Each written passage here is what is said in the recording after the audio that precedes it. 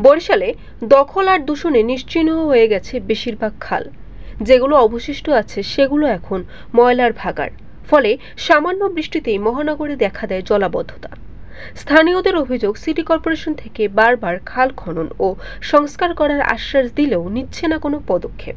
আর এখনো নগরবাসীকে খাল খননের আশ্বাস দিয়ে যাচ্ছেন সিটি কর্পোরেশন। বরিশালে অসংখ্য খাল ও নদীর কারণে বরিশালকে বলা হতো বাংলার ভেনিস। এসব খাল দিয়ে একসময় চলাচল করত পণ্যবাহী বিভিন্ন নৌকা, ট্রলার সহ মানুষের যাতায়াতের একমাত্র মাধ্যম ছিল গয়না নৌকা।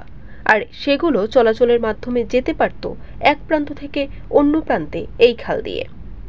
নগরবাসীর অভিযোগ, একদিকে খালের জায়গা দখল করে স্থাপনা নির্মাণ করেছেন কিছু প্রভাবশালী ব্যক্তিরা, আর অন্যদিকে দূষণেই বিলীন হয়ে যাচ্ছে এই খালগুলো। ময়লা আবর্জনা ও জলাশয় ভোগান্তিতে পড়তে হয় তাদের। বিগত দিনের চলমান খালগুলো এখন পরিণত হয়েছে ড্রেনে।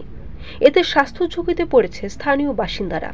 তাদের অভিযোগ, খাল খননে উদ্যোগ নেওয়া হয়েছে ঠিকই, কিন্তু তা কার্যকর হয়নি এখনো।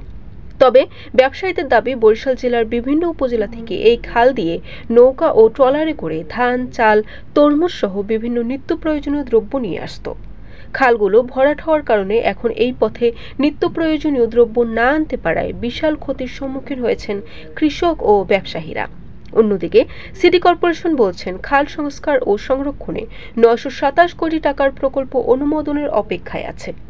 সিটি কর্পোরেশনের দেওয়া তথ্য মতে মহানগরে ৪৬টি খালের তালিকা রয়েছে, যার ভিতর ৩০টি খাল সংস্কার ও সংরক্ষণের প্রকল্প হাতে নেওয়া হয়েছে। শুধু আশ্বাস নয়, দ্রুত এই খালগুলি সংস্কার ও সংরক্ষণ করে ব্যবহারের উপযোগী করে দেওয়ার দাবি বরিশালবাসীর। বরিশাল.নিউজ।